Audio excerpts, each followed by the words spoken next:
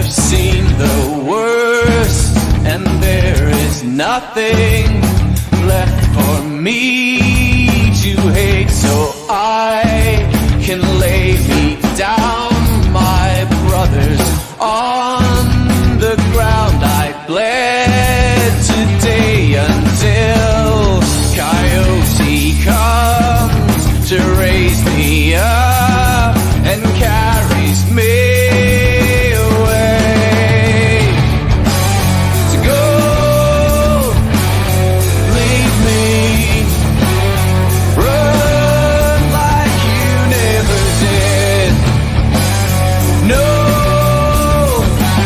believe me, run like you never run before.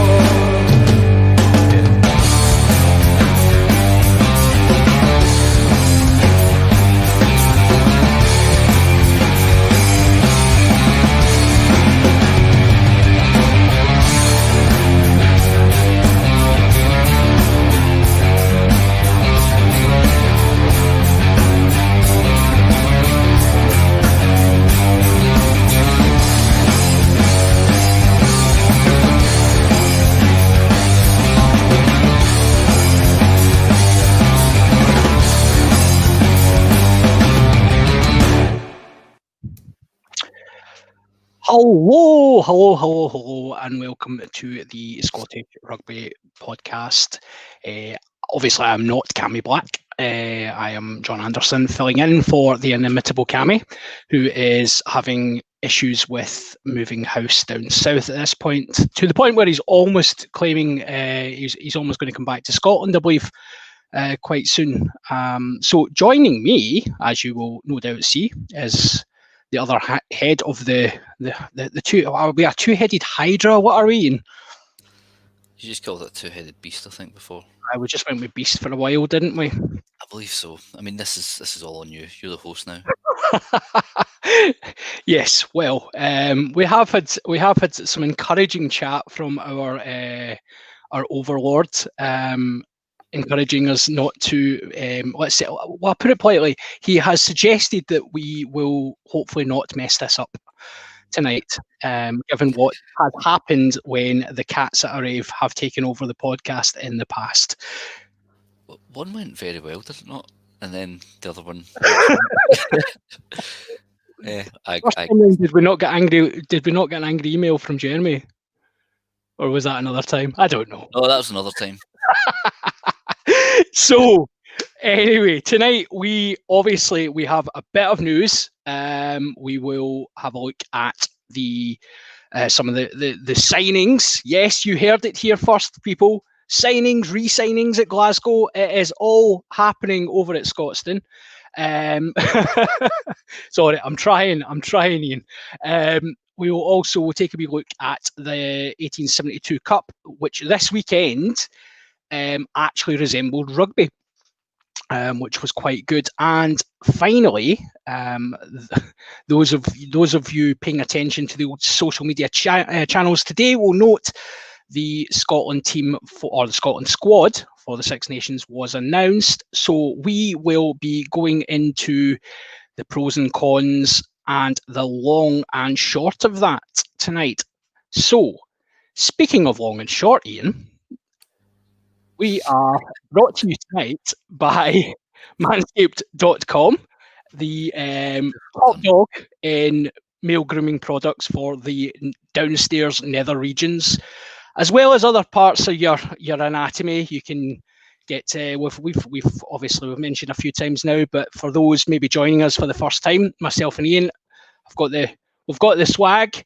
We've been sent a good promo pack containing the we've got the perfect package 3.0, which had the crop clipper for downstairs. We've had some Reviver, which I'm a big fan of, and some deodorant for your danglies.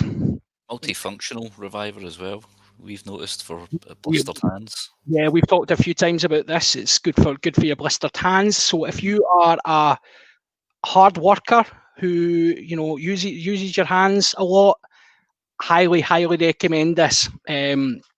They also do, when you order this, it comes in a lovely little leather bag, which is perfect for your travels once we are out of COVID land and are able to go and visit hotels across the country.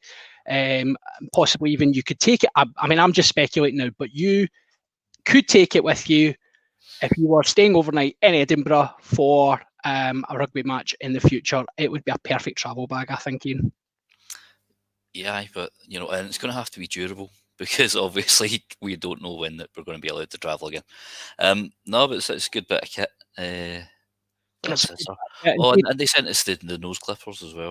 I was getting on to the nose clippers. That is, those were very, very good actually, and I've said a few times, can also be used for things such as your ears. If like some gentleman here, again the irony of male grooming products for our very hirsute podcast was not lost on us, but the nasal trimmer is very good for your ears as well if you happen to have kind of. I just had an itchy ear. I don't actually have hairy ears. It's the only part of it that's not hairy. Well, I don't. Well, apart from the Manscaped bits now. Thanks to Manscaped. Thanks to Manscaped, yes. So, as we've said before, both myself and Ian have dabbled, have enjoyed the sponsor's product. Test driven, yep. The Cammy has not. He is so far, but we will keep at him because we've got access to this, but so do you. If you go to manscaped.com, you'll see on the banner down the bottom there all the details. But if you go to manscaped.com and enter the promo code SRP for Scottish Rugby Podcast, you can get yourself 20% off of your order. So you can go on there, put your code in. You also get free shipping. So that's pretty good. I mean, shipping can add quite a chunk onto these things. So yeah, get yourself over there. Check out the products. They do very nice underwear as well. The boxer shorts are top notch. So SRP, put it in the discount code, 20% off, free shipping. It's as good as it's going to get. And we are fast approaching the end of January, but we will still use it. New year, new you, new balls. That's the sponsor bit. No.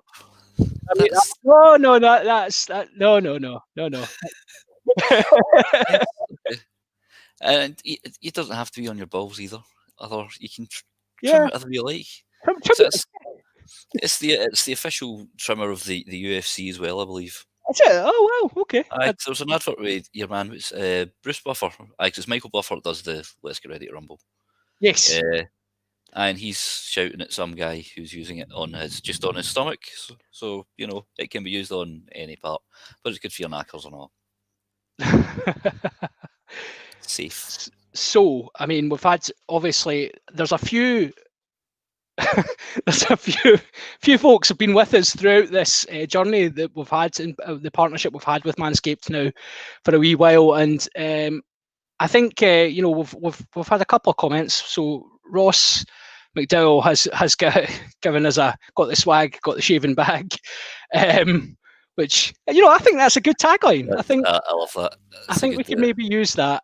And Alan, friend of the pod, Alan, who was on a show a couple of weeks ago, or just before Christmas with me, said, "Don't think you can use normal beard trimmers downstairs. You turn the shower into the opening scene from Carrie." Yes.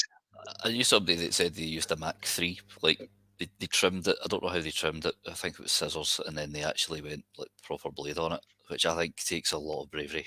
That's bold, and Diggle has simply given us an ouch in response to Alan. So I think everyone's aware what we're doing. If it's got a low battery, you know how it snags if you've got a low battery. Oh, it's not good. Not good. So I kind of set the tone earlier on our super secret, super duper Patreon Facebook page with the guys to suggest that, I mean, the Cats That Rave takeover here, I'm kind of seeing this as a bit like GBX style. I was expecting some shout outs, some call-ins.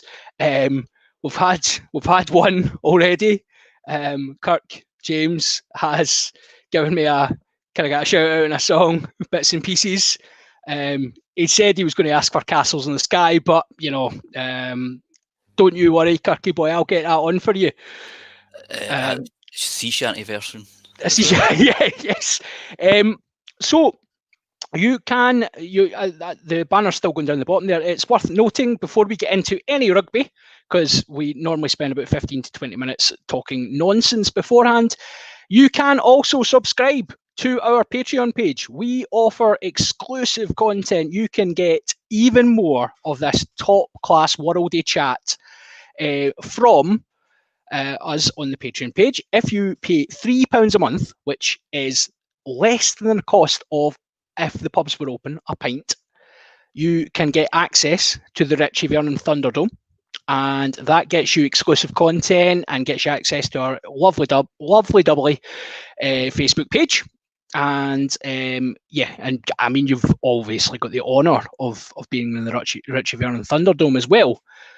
But if you happen to be an absolute player and come in like with your dough and pay £5 a month, you go into the Doogie Donnelly member suite, and that entitles you to not only all the benefits of the Richie Vernon Thunderdome, but you also get your name read out in the pod. Now, Cammy is not here to read your name out, and he is a secret squirrel when it comes to who has. I mean, I think GDPR might play a part in this, Ian. Maybe he can't reveal the names of those people to us. I don't know. Is that not your kind of? Yeah, you're techie. You know these things.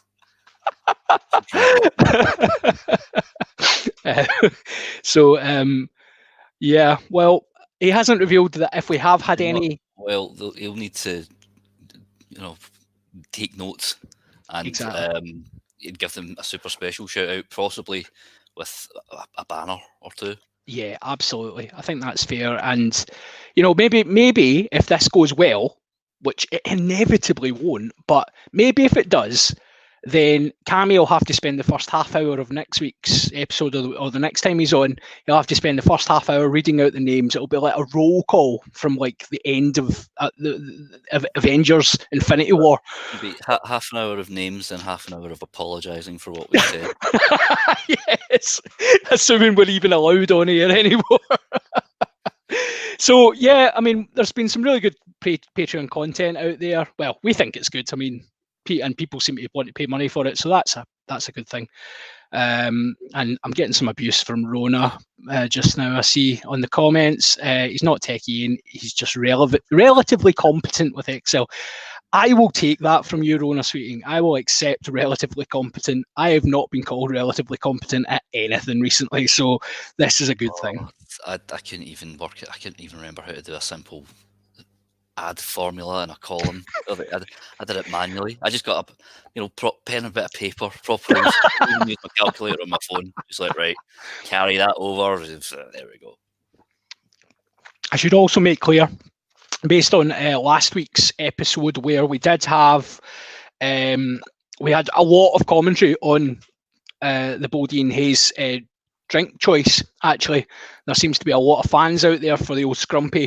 Ian was sporting a very, very casual sort of. I took it as being like you were channeling like a French nightclub, but also like your inner pirate. I thought it was a very bold statement from you. So French nightclub, but hopefully not the one from Irreversible. I suppose the sort of old farmers stereotypical thing with the flagging. Yeah, bit pirate, bit farmer. It's all good. I mean, and that's what we're looking for tonight. I am on the Aldi Rheinbacher 0.0 beer, which is £2.49 for 6. A very, very nice beer, just to say. I am on commission from Aldi, so please get in there. Ian, what is your? I've got apple and blackcurrant juice. Nice. Is it? Did you not warm it up? No. Oh, really? Not around a campfire. Are we not? I've got the guitars in the back. We could make this. We can make this a jam. Shall we talk about rugby? Let's do that. Let's talk about rugby. So we have had some news. Shall we start over? Shall we start on the over the other side? To be fair, we will not be accused of Glasgow bias. We'll start with them, and their big news. Their big news, yes. I mean, he is quite a big lad. He is a big lad. He's been with Edinburgh for quite a few years now. But Blair Kinghorn is the latest Scotland international to re-sign over at the Big House. He has signed another undisclosed contract length this time because last week we thought we had cracked the algorithm. We thought we had it. We worked out what 1, 2, 3, 4, 12 years was. But Blair Kinghorn he's broken the mould, and I think we worked out that the SRU were listening last week because there was a couple of examples, wasn't there? The academy thing, and then this, yes, they've discovered someone has leaked to them that we have an Enigma machine. Yes, we are all sitting with our Stanley Tucci specs in the background, working out the inner workings of the SRU's code. So Blair Kinghorn has signed what is called an extended deal, which we are speculating will probably be a year, maybe 2 years. He continues with the Capital Club for foreseeable future. He's been there for years and he's racked up quite a few appearances. But again, is there an argument, Ian, that would Kinghorn have been in demand elsewhere? I would think so. He's an international player. He's he's probably had his best Scotland games out on the wing. So I'd imagine teams in England and France wouldn't mind him, certainly as backup cover, and they know they can flog him like a horse before sending him back to us. I don't know, is it an extension or is it just an extended deal? I'm trying to find the exact wording. I reckon it'll be for if it's an extended deal, I'd say 2 or 3 years. 2 or 3 years. Right. See, this is the thing. They just don't make it easy for us. And I know there was a bit of debate actually on a couple of pages as to whether it's justified, whether the fans actually have a right to know these things. And people were saying that in any other line of work, if you're a contractor, for example, you don't necessarily go around your work telling people how long a contract you're on, and that tends to be quite privately guarded in some ways. And you can almost see, you can understand what they're doing, but it doesn't make it easy for amateurs like ourselves to kind of try and work out what's actually going on. Yeah, or to try and placate all the people who keep asking. Yeah, no, it's kind of like with the injuries. Because I remember, I think it was Conor Murray quite famously didn't disclose how long his injury was for, because he's like, look, it's nobody else's business, and it can, it can affect contract talks. Because if a club are thinking, oh, we might sign him, how long's he out for? Oh no, wait, you'll miss a good chunk of the season or whatever. So I can understand why fans are frustrated, but I suppose as well, like you said, it protects the player, and also it means that any clubs that do come sniffing around, they might not know how long he's got left, so they'd maybe force their hand into offering some a payout. Yep. I think that's it, particularly in post-COVID times, or COVID moving into post-COVID times. Hopefully, I think obviously the level of finance that's involved in that is going to become more and more prevalent, that clubs are trying to maximise revenue for their players, and as well, it's the old contract talks and things like that. As you say, agents are clever beasts and they know what they're doing, and it'll be in their clients' best interests what they do or don't reveal. So, well, anyway, good luck to Blair, and hopefully, that was almost like quite neutral there. Did you see that? Like, I think there's a medal. A positive. I know. I actually stopped myself. I was about to. I done well. Yeah, no. Have nice things.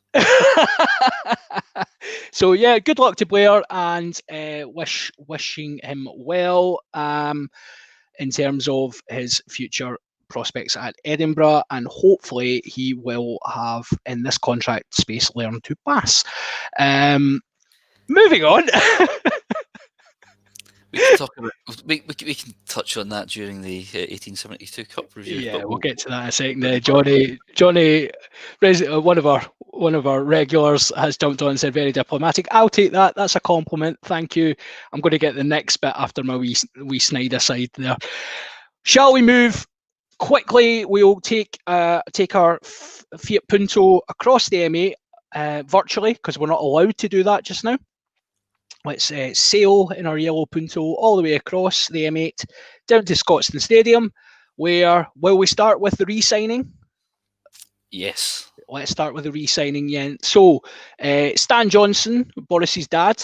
No, we were joking actually when it was Sam Johnson, Scotland International Centre, has signed on again at Glasgow again, 2 years, 2-year deal. It's just a few years, wasn't it? Was it a few years? Yeah, that's a little. This is no use. That's why they messed with the system. Oh, They thought we had it all broken, but no. Monsters, absolute monsters.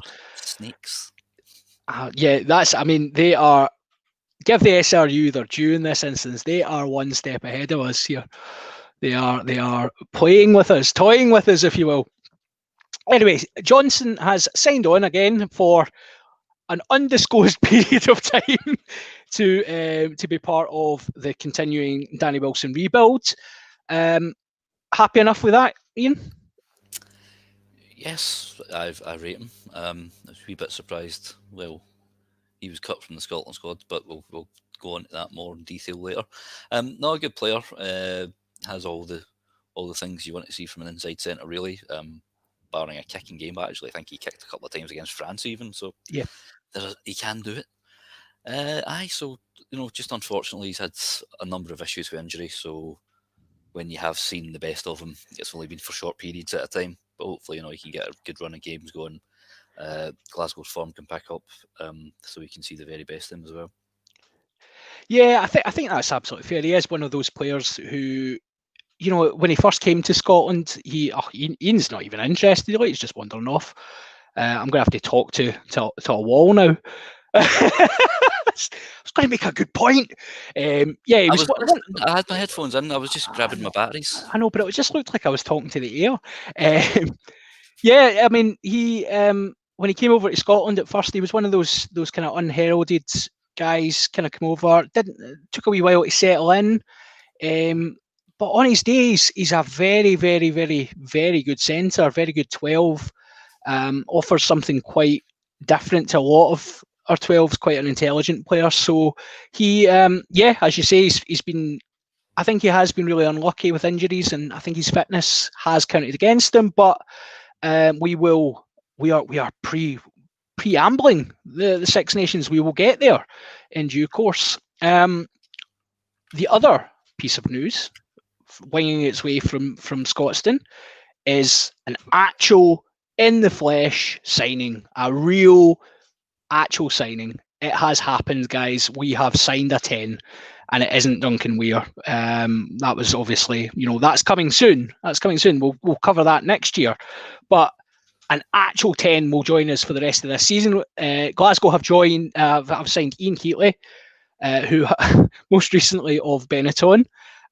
He was released from Benetton due to, I believe the term was inadequate performance or unacceptable performance. So that doesn't bode well, Ian, does it? I think that's just a bit of shade being thrown by. I've just called Benetton now. Yeah, they just go by Benetton now, I think. Don't they? If they're throwing shade, we'll just throw it back and we'll only give them one name. Yeah, you're named after an old sweater company. You're named after a jumper, guys.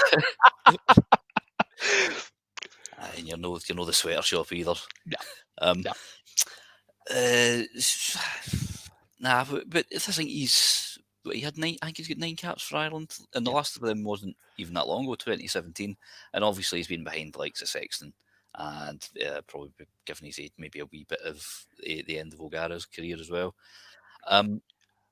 He's not he's not like a dynamic Finn Russell-esque kind of 10, but he's an experienced head. He helped guide along the Thompson twins. Yeah, we'll wait and see. I mean, this one we do know the length of contract for this one. It's up until the end of the 2021 season, which could have already happened. Yes. So we'll wait and see what happens with him.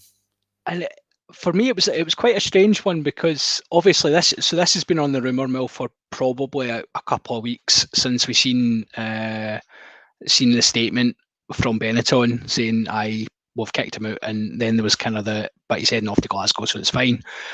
And we were all kind of like clamouring for at least someone who wants someone who can wear 10 that isn't going to miss kicks in front of the posts. Because I mean, Ian Keelty, for as you say, he's not going to excite a backline, but he has scored a lot of points in the various kind of guises of the Pro X. And third on the list, I believe. He is, yes. He's got well over 1,000 points on his record. So, and that's not like Dan Park's record, because he's got points in his record, but not of the same variety. So yeah, I mean, I think he's an experienced head who's going to come in, but it seemed like an interesting shout, and it probably is quite indicative of Glasgow's recruitment strategy that we announced that deal just after Ross Thompson has made his full debut and got man of the match and played, by all stretches, a very, very good game of rugby. So that probably, yeah, is it really a good move though? Do we really need, given that, right, the season's over, we know the season's over, it could actually be physically over as well as, just kind of theoretically over. And we're going to have to pay him something, I suppose. I mean, I guess he's not slave labour. So could we not have just taken that money and kind of put it in a pot and kept it for next season? I don't know. Maybe there's injury concerns with the other Thompson. But yeah, we are sparse on the ground there, because we know Horn's been out with concussion for quite some time. Yep. We've not had any kind of update on that, and Hastings is goosed. So yeah, I would like to think that he'll be more of a guide to Thompson with the P than the starting 10. And obviously, if it needs, if it needs game management and he's an experienced cool head, then he can step in. If we're trying to see a game out, it's worth a roll of the dice. He's a free agent. Obviously, he won't be free slave labour like you said, but he'll be pretty cheap, I'd imagine. I know there's rules against this now, and it's. I mean, if we were on another podcast, we could lament those rules and have a proper debate about those rules. But it's just we have to pay people. Do we? Yeah, well, in Brexit Britain, let's not get political. Let's. So yeah, I mean, there's a few comments coming in about this, Ian. We've got again, Alan's jumped in. Alan's obviously following our utter nonsense quite closely. Yes, we got an international 10 in a short-term deal. I mean, there's an argument to say that, like, the range of defining what an international 10 is it not the job of a marketing department to stretch the benefits of a deal to someone, whilst maybe not completely telling an accurate picture? I think to suggest that Keatley's an international 10, whilst he has played international rugby, he has not been an international 10 for a long, long time. Only a couple of years. And like you said, Ireland have got they've had a good few players in that position. That's why we're trying to poach one of their kids. Aye, true. Which hasn't worked. So if we can't steal their children, then we'll take their granddads. Yes, that's it. There was suggestions that Glasgow are continuing their I'm going to use strategy, and then I'm going to come to this comment next. But Glasgow are continuing their strategy of actually replacing Scotstoun with a sort of care home for the elderly, and we're actually setting up a retirement home. It's going to be, it's kind of like in clubs where you get like the kind of overs. It's the old guys and they play the social games. Maybe Glasgow's strategy is to kind of become a social team. It's possible. Could work out for us. It's like that football Masters tournament. Yeah, exactly. Yeah. So we'll have like a. Screw Rugby X. Get us a Rugby Masters tournament. Get a Rugby Masters. Well, that's not a bad shout. So we could have like. So if you were to, would it be sevens? Oh, I mean, sevens with the old guys playing could be spectacular. Yeah. Keep defibs side of the pitch. Or what about half pitch 5-a-side?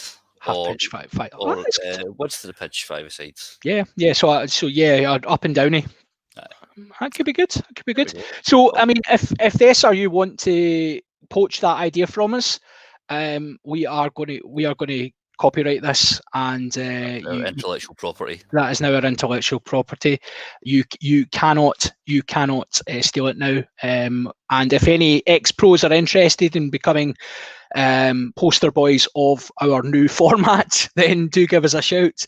The reason I say strategy, Rona's again jumped in. Strategy, you keep using that word. I do not think it means what you think it means. Yes, a very, very good Princess Bride quote there. Thank you. Ian is my Andre the Giant tonight. So I drink like Andre the Giant. So let's move on. We have talked nonsense enough. Let's move on to the main event of the weekend, the 1872 Cup Part 2. Took place at a pretty chilly Scotstoun, having been rescheduled from a very chilly Scotstoun. But all in all, a very, very good match, a very, very good game of rugby, which fans were quite surprised about. Yeah, it was certainly entertaining. Low scoring in the first half, but certainly, once the George Turner yellow card near the end of the half, the floodgates kind of opened there. And then, second half, it really was a sort of game of. The second half was a game of two halves. Sort of Glasgow dominated the opening period, and then Edinburgh really came back in the second. But yeah, a lot better than the last one, certainly. A game of rugby actually broke out. Yeah, and I think there was a lot of calls after the previous. Would we call it a snooze fest? I'm going to call it a snooze fest. That people were actually arguing that when the game got called off, that was a good outcome for for both sets of fans. But I think it was really good to see players seem to be. There was a game plan from both teams.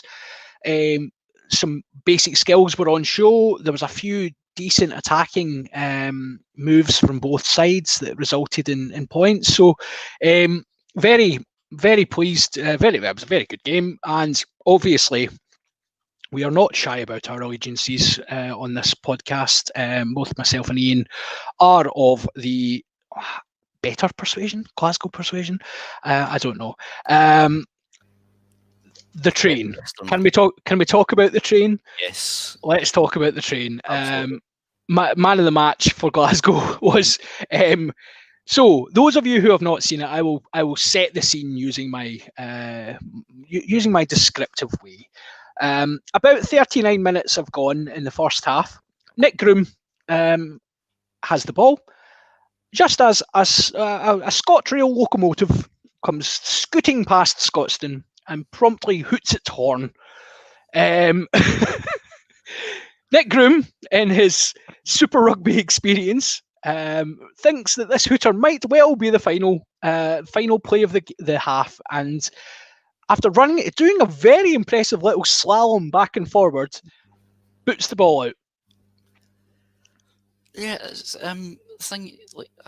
the camera angle wasn't great when I watched it back today, but Kinghorn's inside him. Now, there isn't a clock up in that corner where he was looking, Yep. and the only clock he would have been sort of blindsided to. But yeah, we've never used a hooter. He's been here before. Nobody uses a hooter. Although I think somebody said, I can't remember, a team in France, I think, actually use a train hooter. Do they? Yeah. But a wee bit of naivety. Yes. Because surely the ref would have told him. Well, I thought he was shouting at the ref as well. But it was one of those ones, in the heat of the moment, you can't really, you'll remember response. Yeah. So he's made his decision. He's hoofed the ball out. There's still about 45 seconds left on the clock at this point. He had a good giggle with the referee, though. They all had a laugh and a joke about it. But from Glasgow's possession, they eventually earned a penalty and knocked over the 3 points. Which, given that the end result, there was only a point in it. You could, I'm not going to go as far as to say that Nick Groom cost Edinburgh the game, but it kind of did. The train driver won the game. Or, Van der Valk's kick was very difficult, but he had the chance to win the game. But you can't just stick it all on one man. Let's be kind to him. Where is this positivity coming from? He's had a good laugh about it on Twitter. He's taken it in his stride. He won't make that mistake again. Although I think Glasgow should start using a hooter like a train sound just now to mess with him. Yeah, absolutely. Only for Edinburgh games though. Just intermittently, only for Edinburgh games, just to really mess it with them. We've had a suggestion of some training park shouts that might be coming his way. Hoot it, and hoot it up the park shouted at him quite a few times. Yeah, I think that's clever. So thanks for that, Alistair. From the other thing to maybe talk about with regards to 1872 was at the end of the game. As you say, Van der Valk had a shot to convert Edinburgh's late try and take them into the lead. Glasgow got the ball back. He obviously missed this, and Glasgow had a 1 point lead, and they got the restart back, and then promptly began to play about 2 minutes extra rugby with the match in the bag. Now, there was apparently some confusion in the Glasgow ranks as to the format of the 1872 Cup, with some people suggesting that there was even an expectation that it was only it was like a best of two, setup. I thought it was going back to the old aggregate. Yeah, which is, right. The kind part of me wants to say that rugby players are employed to go and play rugby. And we often talk about creating environments whereby they are facilitated to do their jobs well and don't have to worry necessarily about those off-field distractions. However, it has been fairly well publicised, the format of the 1872, by their employers. So I am surprised at that. And can you imagine what would happen if Glasgow had turned the ball over and lost that game? They haskelled it. You think somebody at least would be on the sideline, even if you think there would be communication between the players on the pitch and the bench as to what the best thing to do is. But some of the players have apparently said, and I think it was maybe in the Times, it was behind a paywall, that they believed that the game was over the two-leg aggregate. So if say Ross Thompson had scudded the post with his last kick attempt, Edinburgh got a lucky bounce and ran it up the field, unlikely as it was. Yep. It could really have screwed things over. But it got sorted in the end, and we'll see if Game 3 actually does happen. Well, that's the other thing, isn't it? So we're obviously all very hopeful that that we get a third. At this rate, I think we may well end up with a situation where we end up playing Edinburgh more than 3 times this season, because I don't think we're going to get much international travel. And obviously, we've talked before about the potential that Six Nations might well be restrictions on teams coming to the UK, so we could potentially face a situation where we're having to play within our own borders.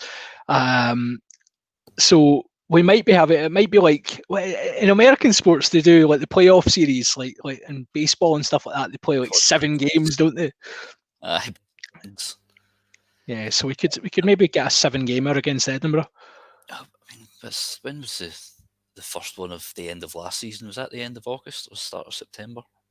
Yeah. So that's the 4th game in four or 5 months.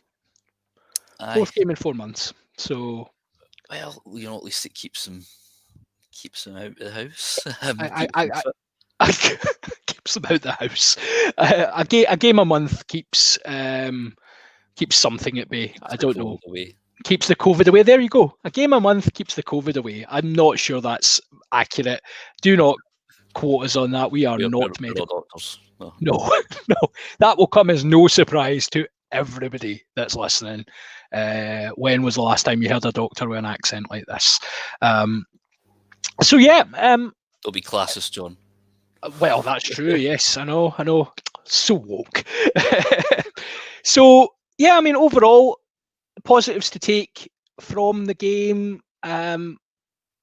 Some. I think we'll sort of segue into the Scotland squad quite soon. But I think again, one of the huge positives that I took away from the game was the continued resurgence. And can you call 2 games a resurgence? Why not?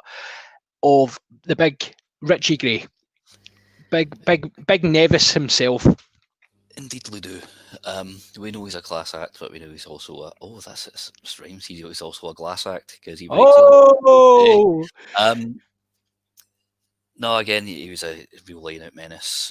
He pinched one right near the line for Glasgow, although Rory Sutherland ended up taking Lee Jones over the line for a 5-metre scrum. But it was, it just shows what he can bring. And even when I'd spoken to George Turner last week, I asked, does that make life easier? He's like, absolutely. He's like, I can do absolutely crap throws, and he'll just arch his back and then just pluck out of the sky.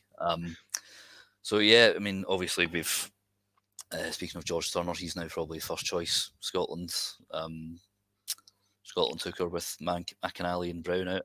Again, he was very good. He did his usual scoring off the back of a maul. Yep. Scotland have also used to great effect. So he's proven that he's he can fit into that game plan. He scored, was it a hat trick against Russia? Did he get? Yeah. Canada. It wasn't Russia because Hornito scored like about 40 tries against Russia, didn't he?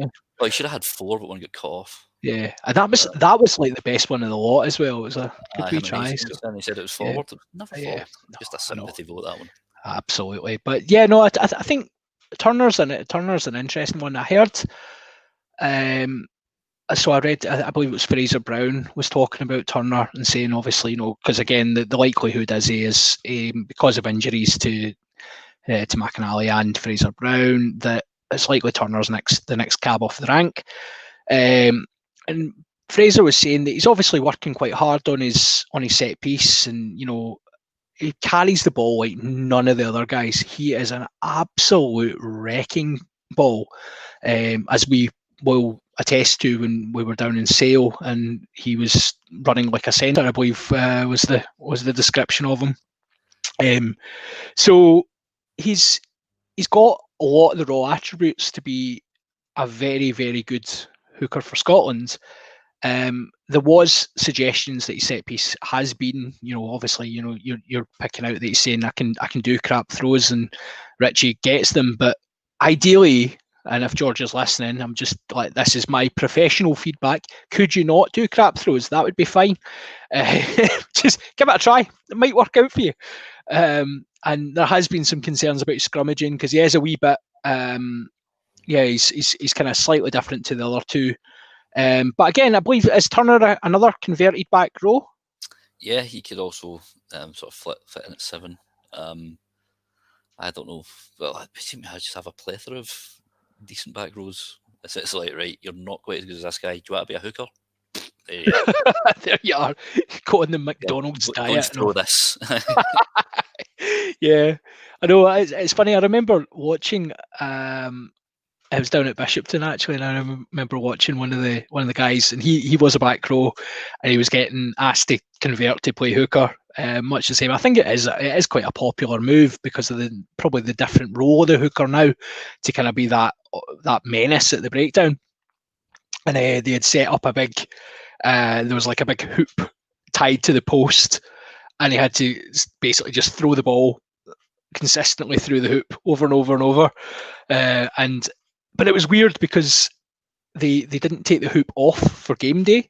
So you're like looking at the post, like, so if you're kicking at the post, you're looking and there's like obviously your posts, but then you've got this strange appendage on the side of the post as well. It's like, this is weird. To really confuse the opposition, you should have played dolphin noises through the tunnel. SeaWorld here or not? Yes, have some beach balls on the side as well, just to really mess with them. So I think we've actually naturally moved into the Scotland announcement of the Scotland squad for the Six Nations. Slightly extended squad as expected. I would imagine that the situation will be similar to the autumn, whereby both the pro clubs find themselves without those players for the duration of the tournament, however long that may be. So we'll go through the squads. Ian, there's a number of surprises, number of new faces in here as well, which both due to kind of choice and injury. So we'll start with the forwards. So we've got Ewan Ashman has been called up. Under 20s prospect, was very, very, very highly rated. He's down at Sale, so he's coming in to fill a slot at hooker. We've got Simon Bergen. David Cherry gets a call up from Edinburgh as well. He's been on decent form for them, and again is Scots qualified. So therefore, if you are a Scots qualified hooker, you probably got a call up today. We've got Alex Craig gets another call up from Gloucester. Scott Cummings is there. Alan Dell is back in the fold, having missed out in the autumn. Matt Fagerson and Xander Fagerson. Gary Graham gets a reward for his sensational form at Newcastle. Have you seen much of him? I've only seen one game, the end of one game, and like a highlights package. But yeah, he's certainly putting his hand up for that troublesome number 8 jersey. He's been pretty bullish, and he's sporting a Josh Strausser these days. Yeah. Well, I've called him in the squad announcement article. I've called him the beard to be feared Mark II. Oh well, there you go. Because it's a ferocious beard, and he is, like I said, he's that bit of dog that we've maybe been looking for. Did you just use the bit of doge? Did you just, because my hands in the rock not that long ago was that phrase. Excellent. So you well, sorry, I should have done air quotes. Everyone's always looking for that bit of dog. They are, yeah, I know. It's such a strange phrase. Anyway, moving on. Grant Gilchrist and is in there. Johnny Gray, Richie Gray makes his return, as we've mentioned. We have got Ollie Kebble, Willem Nell, or VP. I don't know why did they go back to Willem? Does he like that? I don't know, because it kind of varies, doesn't it? I mean, to read it in the English language would be W, but apparently it might be pronounced V. I don't know in the Afrikaans. Yeah. If that's what he wants, and if that's what everyone else is doing, we'll do it too. We'll do it too. Exactly. It's what they meant. Falatau went from Toby to Lupi. He went to Lupi now. That's fine.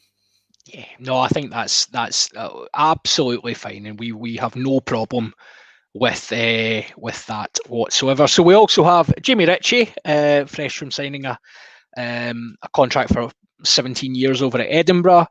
Grant Stewart, another Scottish hooker coming into the squad. He's been in and around the squads, but for me, it's telling that, based on what we've seen so far, right? George Turner's your number one hooker, and then Grant Stewart's probably the second he's obviously the second most experienced at international level. So, but that means we're going into the Six Nations with Grant Stewart as our second choice hooker, which, no disrespect to Grant Stewart, that is problematic. Yeah, it's a bit of a drop off from, Rambo and Brown. Yep. Because one of them is usually second choice. Again, there's been problems with arrows. It's not always on hookers, but if there's one, it's a common denominator. He's extremely quick. He's good round the field, but the set piece is obviously going to be a bit of an issue, especially because he's not had that much top class experience at, say, like scrummaging as well. So it's not ideal, but these players aren't going to learn unless they're in and around experienced guys. Yeah, we'll refer back to. I think the only phrase we can use really for this situation is, again, back to Alan's point earlier on regarding appendages and putting stuff out of your appendages. So last couple of forwards, we've got Rory Sutherland, who again was looking very, very meaty this weekend. He's looking very tank-like. We've got everyone's favourite Lego man, Blade Thompson, George Turner, and the Mish himself. So, what are we happy with that? There's a couple of names kind of stand out as not being there. The obvious one being, and Gavin Brokey's kind of highlighted this. The obvious omission is Sam Skinner, who would maybe have expected to be in there. But is that a good bunch of forwards, and would you have expected something else? Well, regarding Skinner, just before we came on air, I saw a quick Scottish Rugby Twitter, a quick video with Gregor Townsend, and there is a little bit of a sort of concern about players possibly going back to their clubs and going out the bubble. So I think that's counted against Skinner. I'm quite surprised at the split amongst the forwards, because you've got 5 locks and only 5 back rows.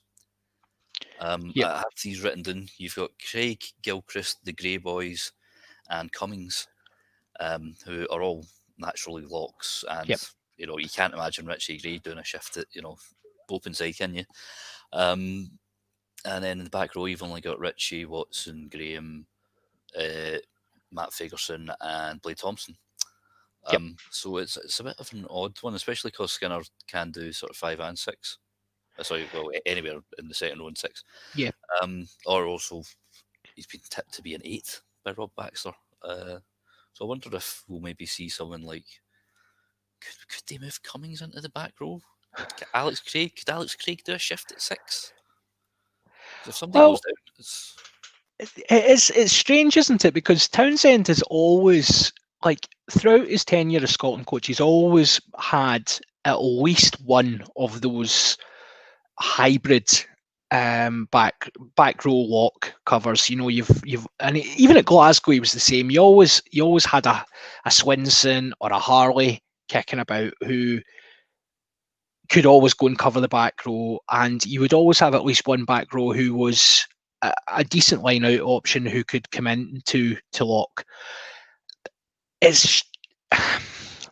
think that there is an element of obviously picking based on potential restrictions, but I don't think that's necessarily a good idea, because it's always better to pick and then worry about it afterwards, as opposed to not pick and then regret your decisions, I suppose.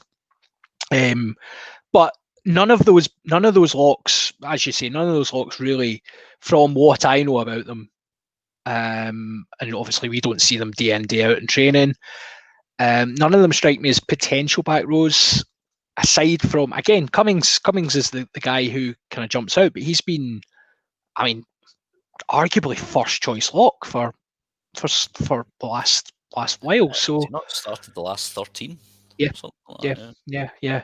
And we've got a couple of shouts. We've got kind of the idea of Scott Cummings for 8. Could be interesting. No, I'd say 6, because if 8, you're usually going to field some cricks. and he's not. I don't think he can build up the head of steam really, or he's not got the peak and walls offloads. No, I mean, he just. I would be from having watched Scott Cummings from quite a young age at Glasgow. I would be concerned watching Scott Cummings take a kick-off and then go charging into contact, a la all the other international eights you see doing that. I would be a bit worried about that, because I would be expecting the sort of twilight zone to open up at that point and weird things to happen. And also, do we know the extent of his injury? Because he took a bit of a sore one. Yeah, he did. He took a very big dun, and there was, from what we know, and again, this is just kind of what we've heard. He apparently failed in HIA after the game, which we can't, we don't have confirmation of that. That's kind of just what we've heard. But I was a bit. I mean, it was a huge impact, and he was obviously straight away. He was in a bit of bother. So we'll see how he kind of comes through. But I think Townsend's been quite strict on fitness with this squad by the looks of it. And we'll possibly touch on some of that once we kind of get into the backs. But talking of failed HIAs. I think Ross is needing an HIA. Oh dear. Yeah, someone, if someone could sort out Ross for an HIA, tell me what day it is, Ross, and how many fingers. Sorry, for the listeners, Ross has commented Cummings wouldn't run into contact, though he'd kick for touch. Yeah, and everyone knows that having. Did you see Tyg Burns kick the other week? No, I didn't. Was it the European game? No, I think they were playing Pro 14. Yeah, so he's in his own 22. It's like 60-metre spiral, right down the pitch, and then he's chasing after it. It's incredible. Yeah. Yeah. Like, we need to breed our locks and back rows into booting the ball better. I think. Well, I think there's maybe an element of culture coming through there, and it'll come as a surprise to some part-time listeners of the podcast that some of us have actually spent time at rugby clubs, and having played in both the backs and the back row, I know that there is strict rules in Scotland regarding back rows and forwards in general kicking the ball, in that if you wish in any way to be drinking something very nasty after the game and having a tag attributed to you regarding what you are for that day, as a back row, if you kick the ball, you are pretty guaranteed to get that. So I think that we need to implement a culture change in Scottish rugby to allow back rows to kick the ball. This is our new campaign. We've had World Cup songs. We've had good enough for John Eales. It's good enough for exactly. It was Eric Elwood, old Irish kicker. Was he not a back row as well? Was that his name? He was actually. Yeah. So the number 6 on his jersey. Yep. So it's okay. I think we just need to make it clear to everyone it's okay. You can do it. Believe in yourself. Yeah, you got guys. This. Other motivational pish. Just because you wear a single digit number and are over 5'3" doesn't mean you can't kick the ball. It's okay. Just do it. Okay. Shall we move on to the backs? The guys who are meant to kick the ball. Let's move on to the backs. So, to be honest, there's not a lot of them. No. Townsend's making it quite clear where he's going with this, I think. But we have Darcy Graham, the irreplaceable Chris Harris, who I'm expecting to start every game and possibly be, if a future captain of Scotland at this rate, and given Townsend's love for him. We have the current captain, Stuart Hogg. Hugh Jones has made, having sneaked into the Autumn Nations squad, he has made a welcome return. And I was doing we'll get through the rest of the names and then.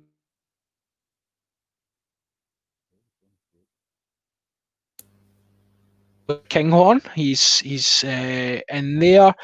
James Lang, freshly signed for Edinburgh. He will be there. He was again part of the Autumn Nations squad, I think, or he played the warm-ups and then was possibly injured. I think he was in the sort of extended squad. I just don't think he saw a lot. He certainly didn't play any of the sort of the big matches. Yeah, He played against Georgia. He played Georgia game, yeah, definitely.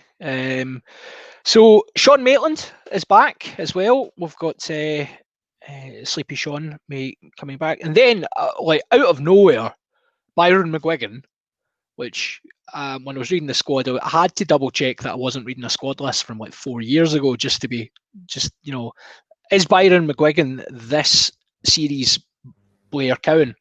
That's what I'm throwing out there. Wild card shout from Townsend. So we have the rest of the backs with Ali Price. We have Finn Russell. We have Scott Steele. We have Duncan Taylor. Scott Steele, it should be noted, is one of only 2 scrum halves in the squad.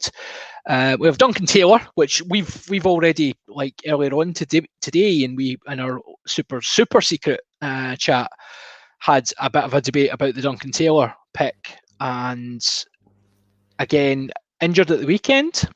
Yep, failed an HIA just before half time.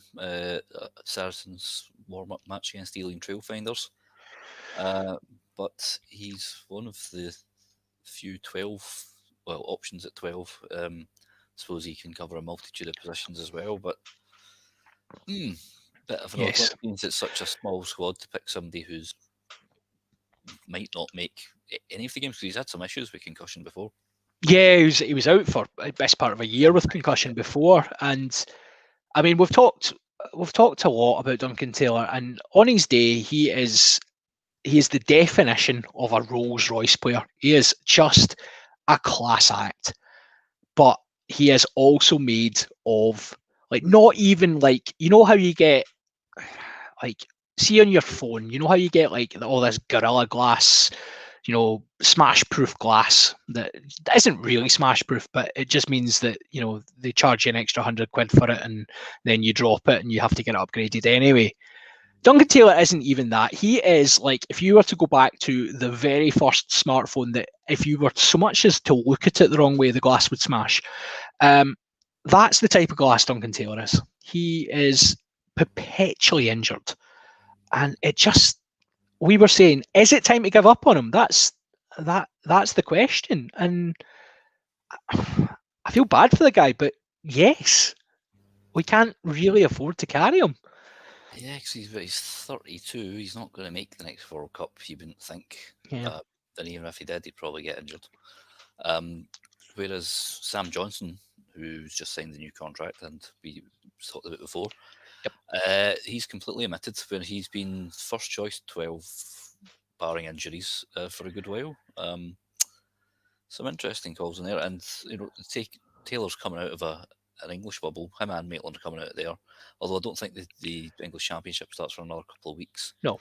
So he's not going to miss any competitive games. But again, this is a guy who's now playing second tier rugby, and is always broken. So is it time to put him to pasture and let Langs and Johnson and all that start getting a bit more time at 12? Just while we're on the subject of Duncan Taylor, and obviously you've mentioned the Ealing Trailfinders game, can we just all have a wee giggle that Saracens managed to lose that game? That is, I loved Ealing's tweet, which was a picture of the kind of picture of the pitch and the final score and just scenes. It was really nice. I think they're not the ones that everybody's second favourite team. Everybody's second favourite team. Yeah, I mean, Saris are not going to get much love down there, are they? No, I very much doubt they will. It'll be interesting to see if they have to postpone the Premiership season. There's talk about, this is all just rumours, about ring fencing it for a year. Yeah, that's right. Yeah. Have to stay. Although I'm sure they'd make some kind of discrepancy to allow them back up. Yeah, that's fine. I'm sure Nigel will find a way just to make sure that his boys are looked after. He knows a loophole or two, allegedly. Allegedly, yeah. We should be very, very clear that Not allegedly. completely and utterly proven. Yeah. So, last few backs, we've got Jaco van der Vault, and we've got Duhan van der Merwe. I have omitted one name from that list because I thought this young gentleman probably deserves a mention of his own, and we will no doubt have something to say about this. Mr. Cameron Redpath has been called up. He Cameron of Bath currently has accepted a call up to the Scotland Six Nations squad, having previously stated on a number of occasions that he had basically had declared for England and had been called up for a squad, but had to pull out by I think he was injured. He got injured and had to pull out of a squad. So Cameron has obviously Cameron Redpath is son of Brian Redpath from Scotland scrum half. Cammy grew up in France, I believe, France and England, and has stated in the past that he feels English. He's said he's basically said he's English, and it opens up a wee. I know there was a bit of an interesting debate earlier on, because essentially let's not beat around the bush here, right? Cammy Redpath's a residency player, right? He has residency from, I believe, from his schooling in Scotland, and he has taken a path whereby he had committed to an international team, and then it didn't quite work out, and now he's kind of probably a bit on the periphery of that England squad, and he's been offered an opportunity to go and play international rugby elsewhere, and he has taken that opportunity. Now, I would be very surprised if the outcry from the Scottish rugby fans is nearly as bad as, say, Mr. van der Merwe getting capped and then going off to Worcester. Yes, a lot of opinion is that, well, people had been shouting for Redpath's inclusion, and it was a disgrace the SRU had let him go, but like you said, and as had been widely reported, he declared basically for England that he wanted to play for England. Well, I don't know, maybe his dad's had a word, because his dad was one of my favourite players. If I was picking sort of all-time Scotland 15, I'd maybe chuck him in at 9. But yeah, if maybe Redpath is seeing his path, no sort of, I don't like using the same word there, but yeah, his possible chance at playing 12 for England is cut off by the likes of, well, Farrell's usually playing there with George Ford at 10. Tuolangi, I think Slade can cover both 12 and 13, although he's probably better at 13. I don't know what's changed with him, but if someone's convinced him and he is in damn good form, let's see what he does. But I think is his mum Scottish as well?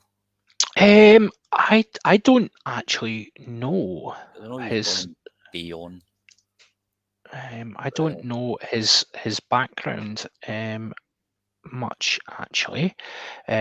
So do you know what's scary? He was nearly born in the year 2000. I know. It's quite spectacular, isn't it? Yep, Iona Ballantyne would love. Oh, so that's not. That's yep. No, I don't know. it's the honest and humble answer. I don't know. But not that it matters. What's that? Redpath and Tooney have teamed up on him. They have, yeah. It's like back in the pump when they've been like, "Come on, son." The old 9-10 combo has worked its magic on him. So, I mean, I think there's an argument to say that I think he's a very, very good addition to the squad, and I think it's good that we've managed to secure him. And actually, if we remember, Gary Graham was the same. He was in a similar situation of Mr. Jones sort of playing games, let's say. Playing games with people's hearts, which I think is a lyric from a song somewhere, probably by some absolute nonsense pop band. So I think it's really good that we've secured him, and he's a top class prospect. And again, thinking of the way we've always complained that we maybe just don't have that level of creativity at 12. That obviously with Finn running things from 10, but it's often quite good just to when he does one of his silly things, let's say, and decides to show and go and try and break a hole through something, and we're then relying on maybe Hogg to step in as first receiver, and I think that has in some ways blunted Hogg's attacking potential, and that he's not able to kind of run off that second ball and kind of get on the ball further out the line. He's then been relied for distribution, which having another 12 who can play a bit could help that. Yeah, I was watching the Bath Wasps game earlier because he'd an extremely high scoring match where he got himself another try. Because I'd seen him playing against Leicester where he scored a good finish from close range. He managed to bounce off a couple of tackles and pirouette through and get down. And then I guess Wasps, he's showing the other side of his game. He's taking it flat. Evaded one tackle, then swerved round. I think it was Jacob Umaga. He beat him in a foot race. So he seems to have all the attacking talents. Yep. And seeing as Harris, it's quite weird with Harris because we see him as a defensive player, and he's probably just asked to hold back a wee bit. But yep. I think a couple of years ago he scored a lot of tries with Newcastle. He did, yeah. And I've seen him, break the line with Gloucester, but maybe he's been asked to be a bit more restrained, which is then Johnson isn't the fastest, for example. Yep. And he's although he has a good passer as well, but he can't attack the line as much, I suppose. So yeah, this may be a chance to inject a bit of pace into proceedings off a Finn Russell. Yeah, I think that's absolutely, that seems to be a deliberate ploy, and I think that's probably telling in terms of the backs that have been picked. There's a type to it, and this is probably where I come back to Mr. Jones, who we mentioned earlier on. Now, we've got, from my count, centres wise, you've got Cammy Redpath, who we believe is being touted as a 12. That's what all the indications seem to be suggesting.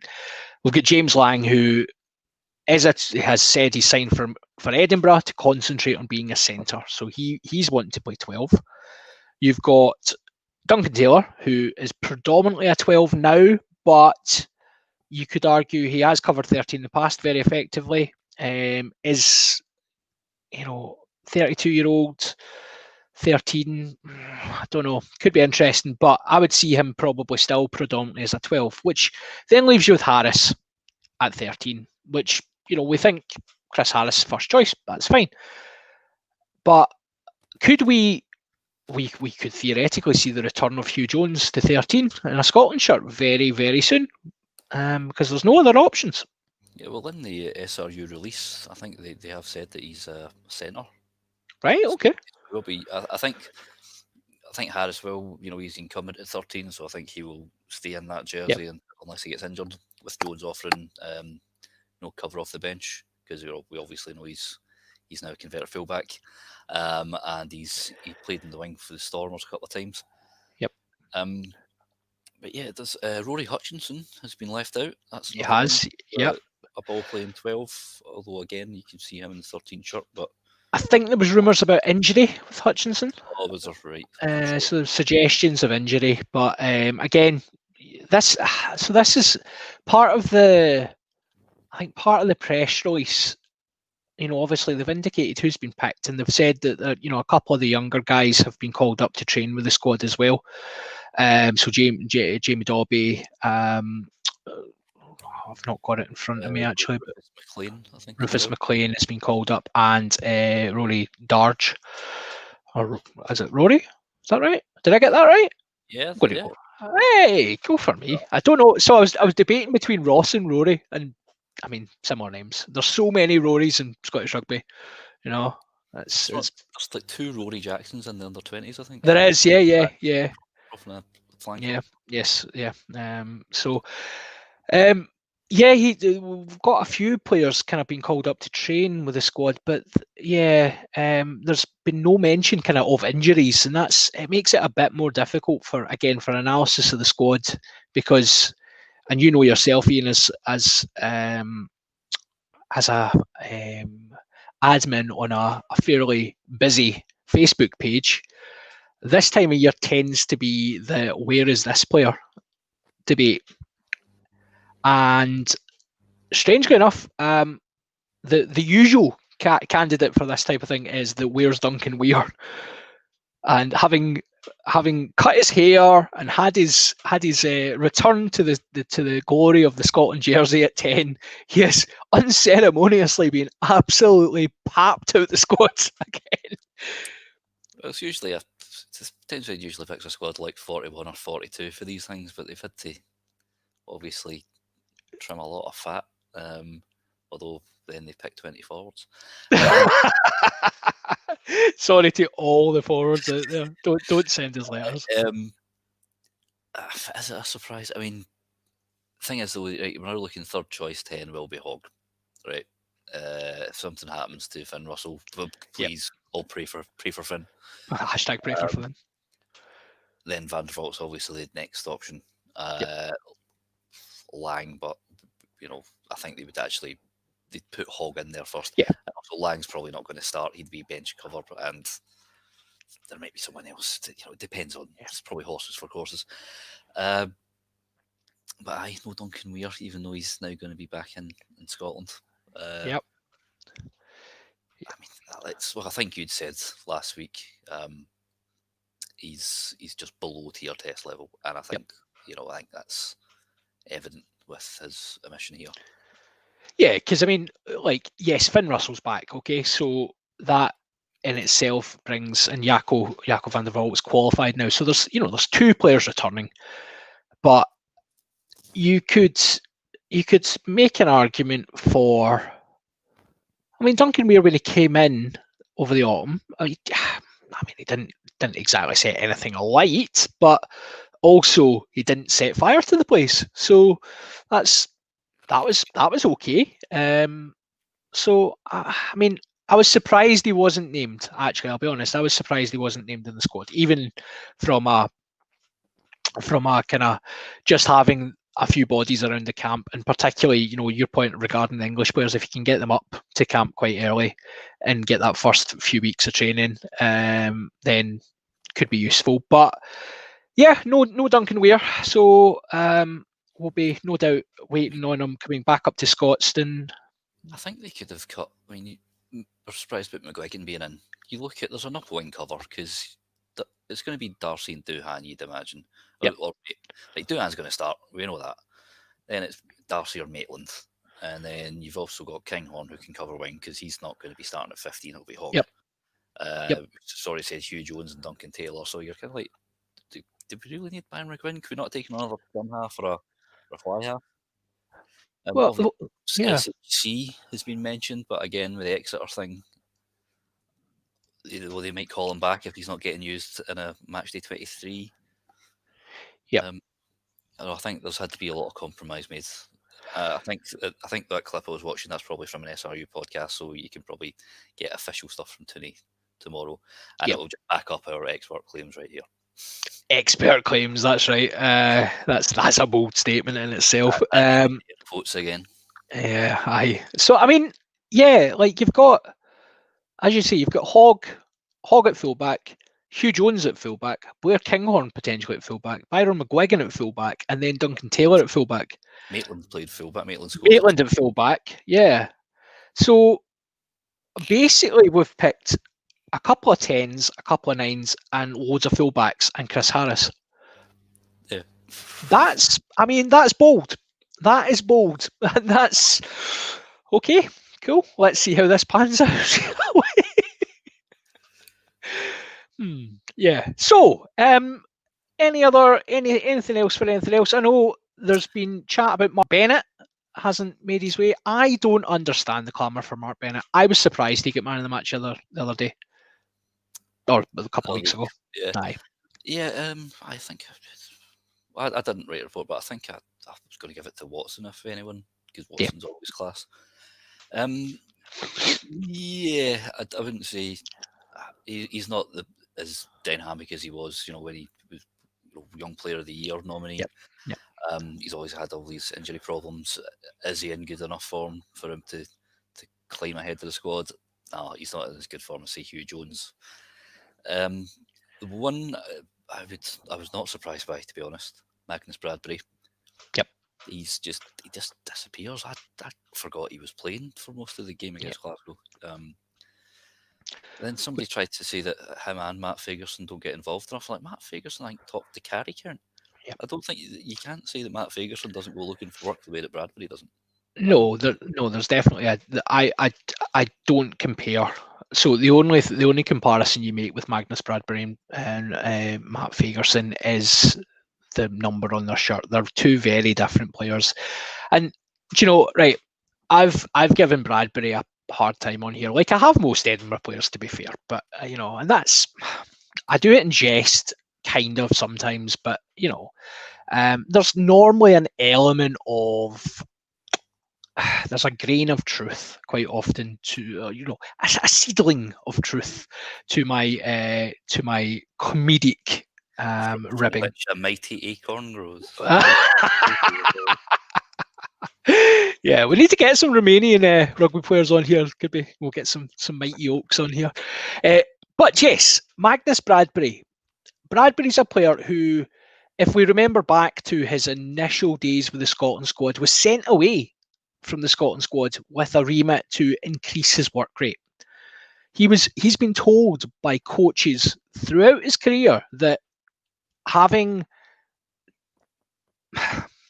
all the physical attributes is not enough. And I think he's got the potential to be a very talented player, but he's not a kid anymore. The days of him falling over drunk and losing the Edinburgh captaincy, that is a long time ago now. He's not a kid. At some point, you have to start to say, well, you know what, you had all the potential in the world, and you know what, you just didn't work hard enough. And I fear that Magnus Bradbury is going to be going down that route. Down the Adam Ash route. Well, exactly. That's a perfect example. Ash, there was elements of, Ash's fitness wasn't quite there. And you can argue there's injuries and things like that do come into it, and I think that's the thing. Bradbury has had injuries, but when he's fit, you see players who are injury prone, and when they're fit, they are absolutely champing at the bit to be involved. And I'm thinking like guys like Simone Favaro when he was at Glasgow, absolute like liability. John Hardy, there's a great Scottish example.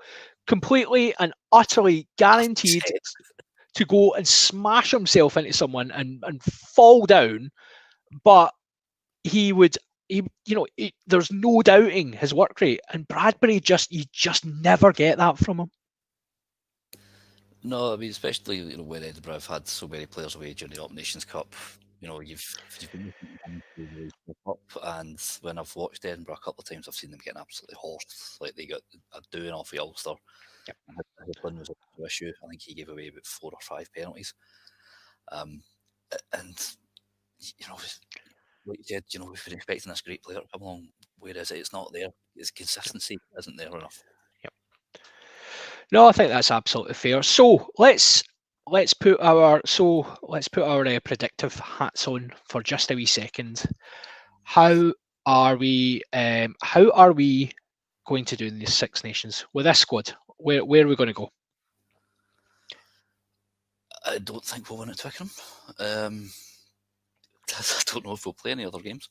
Who have we got up here? We've got Wales and Ireland here. Is it just the Wales, Ireland, Italy, isn't it? Yeah. If Italy are allowed to travel. I'd hopefully third, realistically maybe fourth, or or fifth even. I don't think Italy are going to cause us any troubles. France, as we know, are pretty damn good at the moment, and they have, I'd say, the best scrum half. It's tough between him and Aaron Smith, but Antoine Dupont is different gravy. They look good. England, we know what they'll bring. Ireland, always like a bogey team. Wales, issues. So, Wales at home, you'd hope to win that. Italy, but then after that, very, very difficult fixtures. Yeah, I think that's fair. I think it's back to the optimism is not necessarily.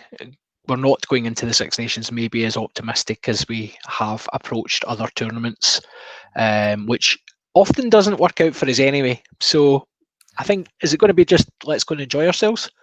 Yeah, realism over optimism. That's what it is. That's the new mantra, isn't it? Yeah. So yeah, but it's single, like we always, it's very tough, very, very fine margins at a top level of sport. It could go one way or the other. Absolutely. We saw that in Scotland. How many losing BPs did we get last 6 in? Was it 3? Yeah. Aye, all 3, I think. Yep. Aye, so we're a good side, but we're just not quite good enough. Yeah. This squad, well, we'll see. I just don't want people jumping on Redpath's back if he has one bad game, because you can't expect somebody to come into such a vital position and hit the ground running. If he does, fantastic, but it might need a wee bit of bit of bleeding in. I think I'm just going to finish. So we'll finish the chat regarding the squad just now. I just want to pull up this comment. I think this kind of really says something actually. So Mishy Mouse, will we go Mishy Mouse? I like it. Mishy Mouse 2 on YouTube has said, I think it really showed when Haining looked more mobile and hungry than Bradbury, and he's a supposed journeyman. I absolutely 100%. Haining is a guy who has come to Scotland kind of from nowhere, and got a cap. Yeah, exactly. And got a cap, and right. I think Haining's a limited player as well, but ultimately he looked like he wanted it. And Bradbury, who, obviously his mum, president, has been president SRU. Magnus has come up through the whole SRU system. He's kind of a poster boy for a guy comes from a relatively small club over at Oban and comes right through the system to represent his country, and gets to shake his mum's hand and give her a hug before the game. And he just looks like he doesn't want it, and it's sad. It's actually really sad. I feel like disappointed. I'm not angry. I'm just disappointed. Let's go on. And because I'm not quite as swift as Cam with this stuff, I think we should go on and do some of this.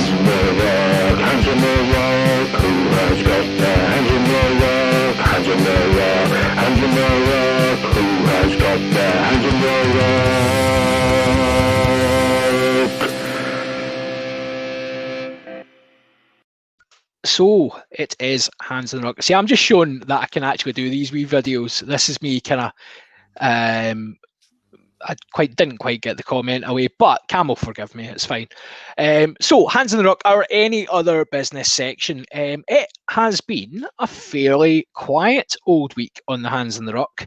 There has been, we've mentioned already the 1872 and was it 2 games, was it 3 games gate, and whether this was in fact a huge conspiracy from the SRU or whoever to confuse the players into making mistakes.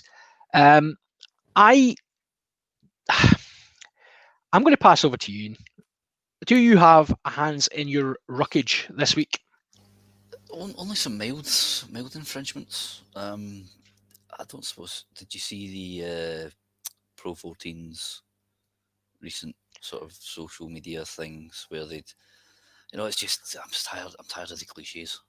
Because they did like to introduce the new South African teams. They did one of those WhatsApp chat videos, like when like football teams were introducing new transfers. Yeah, I did one of them, and it's really not funny. And then today there was one they've like made cartoon versions of players. Like I don't think this is really going to attract. I know you think this is going to attract the kids in, but I'm not convinced at the moment. And it's just like, man, come on, this is tired. This is tired stuff. Want something a bit new. So it's almost like it kind of reminds me of that. It's that idea of so obviously all this kind of content and stuff like that has been designed by, let's say grown-ups. We'll loosely say grown-ups, who are dictating what they think kids want to see and what's going to get people interested in the game. And I have to agree. I have a wee bit of an umbrage with the Pro 14's YouTube stuff and all the highlights packages and all the kind of shows they put on and things like that. That it's great that we're getting content out there, but I think there has to be a level of understanding that we are not all desperate to watch every single tiny little moment of every game on a YouTube channel. We not all of us want to have cartoon versions of players put on our screen and be bombarded with these messages. Especially, I think Twitter. Kids don't really go on Twitter, or they shouldn't, because it's a cesspit. It's a horrible place. Did you see what Nickelodeon did for the American football at the weekend? No, they were broadcasting one of the games. I don't really follow the NFL, but I've seen it. And so, like, when somebody scored a try, they would superimpose like gunge cannons in the end zone and splash it all over the players. Oh wow! Yeah, it was kind of cool. And I think if you're going to do cartoon versions of people, you're aiming at kids. You don't do that, but give them that kind of crap, all that gunge crap. I don't have any kids. John, do kids like gunge crap? Well, so gunge has changed a lot since I was a kid. Gunge seems to be like, I don't know. I reckon gunge maybe from the programs that we watched when we were whippersnappers about 100 years ago. That gunge looked pretty toxic, like. It was probably made of Angel Delight or something. See, I knew we couldn't get through this podcast without some confectionery item getting a mention. So tonight, sponsored by Angel Delight. But gunge is different now. It doesn't quite have that same desperate toxicity to it that previous gunge did. Now, what kids are definitely into is slime, and slime is, my child was showing me recently, like, apparently there's lots of different types of slime, and you can get, so there's slime that is like, obviously sticky slime. There's like sort of slime that feels a wee bit like blue tack. There's just all sorts of weird variants of slime, and apparently this is a thing now. So maybe we could trial that against England, and we could have like a, sort of like a funhouse style halftime event. Big foam cannons and all sorts of stuff. Yeah, and just have the guys like, you could maybe score a bonus point if you're able to collect all the things from the funhouse. Foam cannons, but with mild disinfectant, so you can. Yes, that's in COVID times. That's that. We're solving safety first. Solving the problems. So I think, unless there is anything for anything else, I think, like, we've had quite a funny hands of the rock just from, again, I think Ross has been on the sauce again tonight, because some of his suggestions tonight have been fantastic. So thank you, Ross, for all your contributions. I've deliberately not put them all up because it would be like you were part of the show. But Ross has countless these hands up. People would tout Scott Cummings to play in positions other than the second row.